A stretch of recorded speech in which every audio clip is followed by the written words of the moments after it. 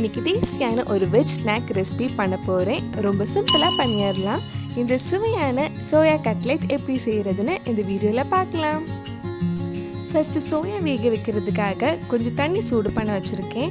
தண்ணி நல்லா கொதிக்க ஆரம்பித்ததும் ஆஃப் பண்ணிவிட்டு 1 கப் சோயா போட்டு ஒரு 10 நிமிஷம் ஊற வச்சுருங்க. இது கொஞ்சம் ஆறுனதுக்கு அப்புறம் தண்ணி எதுவும் இல்லாமல் சோயா மட்டும் நல்லா புளிஞ்சு எடுக்கலாம். அடுத்தது கட்லெட்டுக்கு தேவையான மசாலா ரெடி பண்ண போகிறேன். அதுக்கு ஒரு பேனில் கொஞ்சமாக எண்ணெய் ஊற்றிருக்கேன். இதில் சின்னதாக கட் பண்ண 1 டீஸ்பூன் இஞ்சி, சின்னதாக கட் பண்ண ஒரு பச்சை மிளகாய், சின்னதாக கட் பண்ண 1 டீஸ்பூன் பூண்டு சேர்த்து ஒரு 2 நிமிஷம் லைட்டாக கொஞ்சம் வதக்கலாம். 2 நிமிஷம் கொஞ்சம் வதங்கினதும் இதில் சின்னதாக கட் பண்ண ஒரு பெரிய வெங்காயம் சேர்த்து வதக்கலாம்.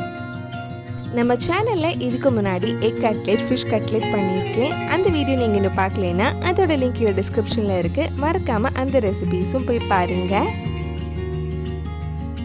நம்ம வேக வச்ச சோயா நல்லா ஆறுனதுக்கு அப்புறம் மிக்ஸி ஜாரில் போட்டு லைட்டாக ஒரு அடி அடிச்சுக்கோங்க. ரொம்ப அரைக்க வேண்டாம். வெங்காயம் நல்லா வதங்கினதும் இதில் 1/4 டீஸ்பூன் மஞ்சள் பொடி, 1 டீஸ்பூன் நல்ல மிளகு பொடி, 1/2 டீஸ்பூன் மிளகாய் பொடி, தேவையான அளவு உப்பு, 1/4 டீஸ்பூன் கரம் மசாலா சேர்த்து அந்த மிளகாய் பொடி பச்சை வாசனை போகிற வரைக்கும் கொஞ்சம் நேரம் வதக்கலாம். கட்லெட் பண்ணும்போது மிளகாய் பொடியை விட பெப்பர் கொஞ்சம் ஜாஸ்தியாக இருக்கணும். அப்போ தான் டேஸ்ட் நல்லா இருக்கும். மிளகாய் பொடியோட பச்சை வாசனையெல்லாம் போனதுக்கப்புறம் நம்ம இதில் சோயா போட்டு நல்லா ட்ரை ஆகிற வரைக்கும் வதக்கலாம். ஒரு 10 நிமிஷம் லோ ஃப்ளேமில் வச்சு நல்லா வதக்கிக்கோங்க. சோயாவில் தண்ணி ஏதாவது இருந்தால் அதெல்லாம் வற்றி நல்லா உதிரி ஆகணும். இதெல்லாம் பண்ணுற டைமில் நீங்கள் ஒரு உருளைக்கிழங்கு குக்கரில் நல்லா வேக வச்சு எடுத்துக்கோங்க. இப்போ 10 நிமிஷம் கிட்ட ஆயிடுச்சு. சோயா நல்லா ட்ரையாக இருக்கு. இனி இதில் ஒரு மஸ்ட் உருளைக்கிழங்கு சேர்த்து நல்லா மிக்ஸ் பண்ணதுக்கப்புறம் ஆஃப் பண்ணிடலாம். இது கொஞ்சம் நேரம் ஆறுனதுக்கப்புறம் நம்ம இது கட்லெட் ஷேப்க்கு ரெடி பண்ணலாம்.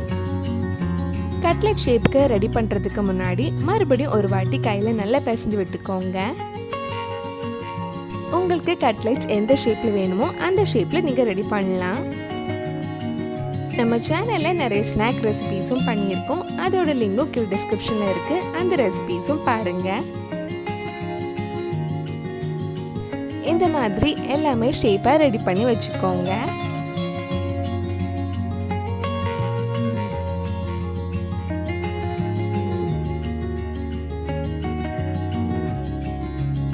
இந்த மாதிரி அழகாக எல்லாமே ஷேப் பண்ணதுக்கப்புறம் இது பிரெட் கிரம்ஸில் கோட் பண்ண போகிறேன். நீங்கள் முட்டை யூஸ் பண்ணுறதா இருந்தால் முட்டையில் டிப் பண்ணி பிரெட் கிரம்ஸில் கோட் பண்ணலாம். நீங்கள் வெஜிடேரியனாக இருந்தால் முட்டைக்கு பதிலாக ஒரு சின்ன பவுலில் 1 டேபிள் ஸ்பூன் மைதா மாவு கொஞ்சம் தண்ணியில் மிக்ஸ் பண்ணி எடுத்துக்கோங்க. இப்போ நம்ம ரெடி பண்ண கட்லெட்ஸ் இதில் டிப் பண்ணி பிரெட் கிரம்ஸில் நல்லா கோட் பண்ணி எடுக்கலாம்.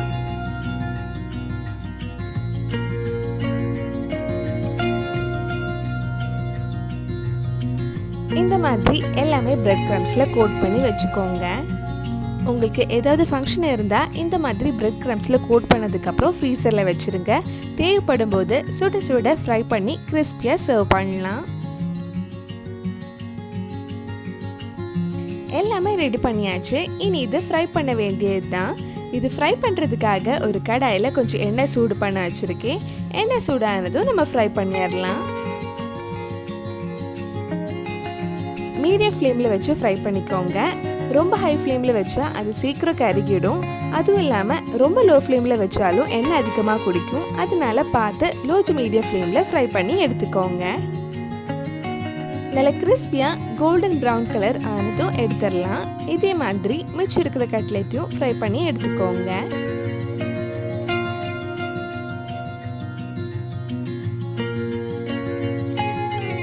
கிறிஸ்பியாக டேஸ்டியான சோயா சங்க் கட்லெட் ரெடி ஆயிடுச்சு. கண்டிப்பாக நீங்களும் இந்த வெஜ் ஸ்டார்ட்டை உங்கள் வீட்டில் செஞ்சு பாருங்கள். பிடிச்சிருந்தா இந்த வீடியோவை லைக் பண்ணுங்கள், உங்கள் ஃப்ரெண்ட்ஸ் அண்ட் ஃபேமிலிக்கு ஷேர் பண்ணுங்கள். வேறு நல்லா வெஜ் ஸ்நாக் ரெசிபி நம்ம சேனலில் ட்ரை பண்ணலான்னு கீழே காமெண்ட் பாக்ஸில் சொல்லுங்கள். நீங்கள் இன்னும் என்னோடய சேனலை சப்ஸ்கிரைப் பண்ணலைன்னா மறக்காமல் சேனலையும் சப்ஸ்கிரைப் பண்ணுங்கள். கூடவே அந்த பெல் ஐக்கனையும் ப்ரெஸ் பண்ணால் நான் புது வீடியோ போட்ட உடனே உங்கள் ஃபோனுக்கு நோட்டிஃபிகேஷன் வந்துடும்.